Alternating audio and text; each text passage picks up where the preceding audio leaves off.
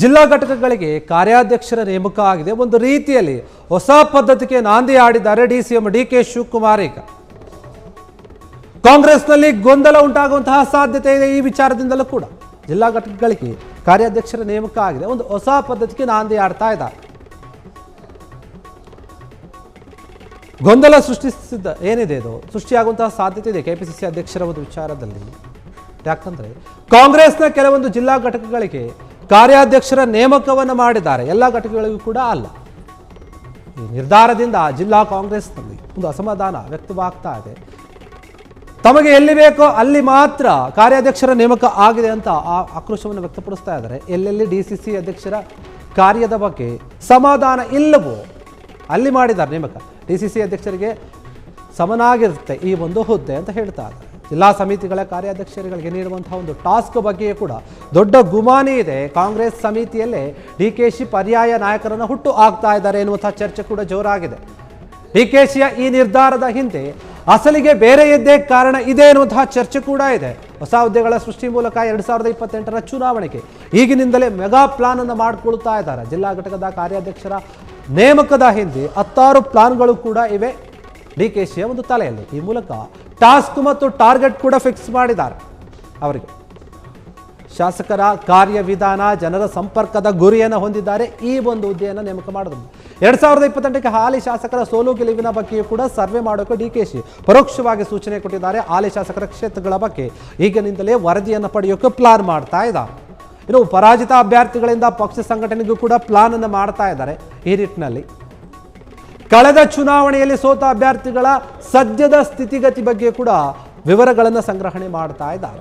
ಕ್ಷೇತ್ರ ಬದಲಾವಣೆ ಮತ್ತು ಅಭ್ಯರ್ಥಿಗಳ ಆಯ್ಕೆ ಬಗ್ಗೆ ಈಗಿನಿಂದಲೇ ಸಿದ್ಧತೆಯನ್ನು ನಡೆಸ್ತಾ ಇದ್ದಾರೆ ಡಿಕೆ ಶಿವಕುಮಾರ್. ಡಿಸಿಸಿ ಅಧ್ಯಕ್ಷರಿಗೆ ಪೈಪೋಟಿ ನೀಡುವಂತೆ ಕಾರ್ಯಾಧ್ಯಕ್ಷರ ಕೆಲಸ ಆಗುವಂತಹ ಸಾಧ್ಯತೆ ಇದೆ. ಡಿಕೆ ಶಿವಕುಮಾರ್ ಅವರು ಒಂದು ಹೊಸ ರೀತಿಯಲ್ಲಿ ಯೋಚನೆ ಮಾಡಿದ್ದಾರೆ, ಹೊಸ ಹುದ್ದೆಗಳನ್ನು ಹುಟ್ಟುಹಾಕಿದ್ದಾರೆ. ಕಾಂಗ್ರೆಸ್ನಲ್ಲಿ ಇದ್ರ ಬಗ್ಗೆ ಈಗ ಚರ್ಚೆ ಆಗ್ತಾ ಇದೆ, ಯಾಕೆ ಈ ರೀತಿಯಾದಂತಹ ನಿರ್ಧಾರ ಅಂತ.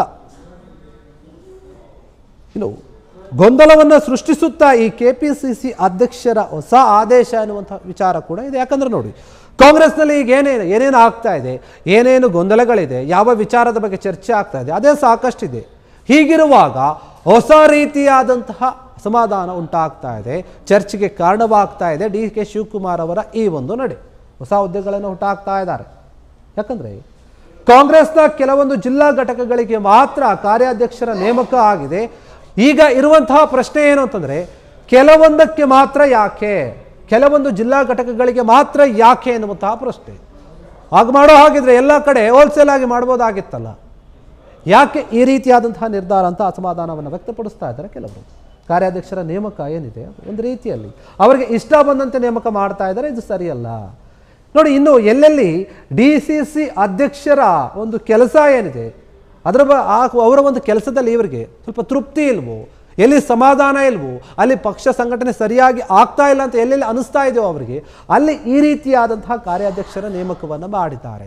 ಇದು ಒಂದು ರೀತಿಯಲ್ಲಿ ಈ ಡಿಸಿಸಿ ಅಧ್ಯಕ್ಷರು ಏನಿದ್ದಾರೆ ಅವರಿಗೆ ಪೈಪೋಟಿ ಕೊಡುವಂತಹ ಹುದ್ದೆಯಾಗಿ ಬದಲಾಗ್ತಾ ಹೋಗ್ತಾ ಇದೆ. ಅವರಿಗೆ ಟಾಸ್ಕ್ ಅನ್ನು ಕೂಡ ನೀಡಿದ್ದಾರೆ, ಟಾರ್ಗೆಟ್ ಅನ್ನು ಫಿಕ್ಸ್ ಕೂಡ ಮಾಡಿದ್ದಾರೆ ಡಿಕೆ ಶಿವಕುಮಾರ್.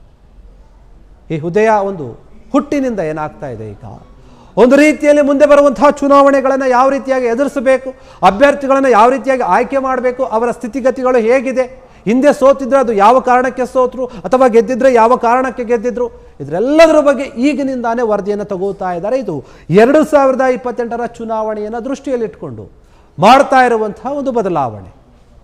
ಈ ದೊಡ್ಡ ಮಟ್ಟದ ನಿರ್ಧಾರಕ್ಕೆ ಕಾಂಗ್ರೆಸ್ನಲ್ಲಿನೇ ಅಸಮಾಧಾನ ವ್ಯಕ್ತವಾಗ್ತಾ ಇದೆ. ಯಾಕೆ ಈ ರೀತಿಯಾದಂತಹ ನಡೆ? ಜಿಲ್ಲಾ ಸಮಿತಿಗಳ ಕಾರ್ಯಾಧ್ಯಕ್ಷರಿಗೆ ನೀಡಿದಂತಹ ಒಂದು ಟಾಸ್ಕ್ ಬಗ್ಗೆ ಏನಿದೆ ಅದರ ಬಗ್ಗೆ ಕೂಡ ದೊಡ್ಡ ಮಟ್ಟದಲ್ಲಿ ಚರ್ಚೆ ಆಗ್ತಿದೆ. ಯಾಕೆ ಇವರಿಗೆ ಈ ರೀತಿಯಾದ ಒಂದು ಕೆಲಸವನ್ನು ಕೊಟ್ಟರು, ನಮಗೆ ಕೊಡಬಹುದಾಗಿತ್ತಲ್ಲ. ಇದು ಒಂದು ರೀತಿಯಾಗಿ ಡಿಸಿಸಿ ಅಧ್ಯಕ್ಷರಿಗೆ ಒಂದು ಸಮವಾಗಿ ಇರುವಂತಹ ಹುದ್ದೆ ಅಂತ ಹೇಳಿ ಕೆಲವರು ಅಸಮಾಧಾನವನ್ನು ವ್ಯಕ್ತಪಡಿಸ್ತಾ ಇದ್ದಾರೆ. ಮತ್ತು ಡಿಕೆ ಶಿವಕುಮಾರ್ ಅವರ ಮುಂದಿನ ಪ್ಲಾನ್ ಬಗ್ಗೆ ಕೂಡ ಚರ್ಚೆ ಮಾಡ್ತಾ ಇದ್ದಾರೆ. ಕ್ಷಣ ಕ್ಷಣದ ಸುದ್ದಿಗಳಿಗಾಗಿ ಫ್ರೀಡಂ ಟಿವಿ ಸಬ್ಸ್ಕ್ರೈಬ್ ಮಾಡಿ, ಲೈಕ್ ಮಾಡಿ ಹಾಗೂ ಫಾಲೋ ಮಾಡಿ. ಹೊಸ ಸುದ್ದಿಗಳ ನೋಟಿಫಿಕೇಶನ್ಗಾಗಿ ಬೆಲ್ ಐಕಾನ್ ಮೇಲೆ ಕ್ಲಿಕ್ ಮಾಡಿ.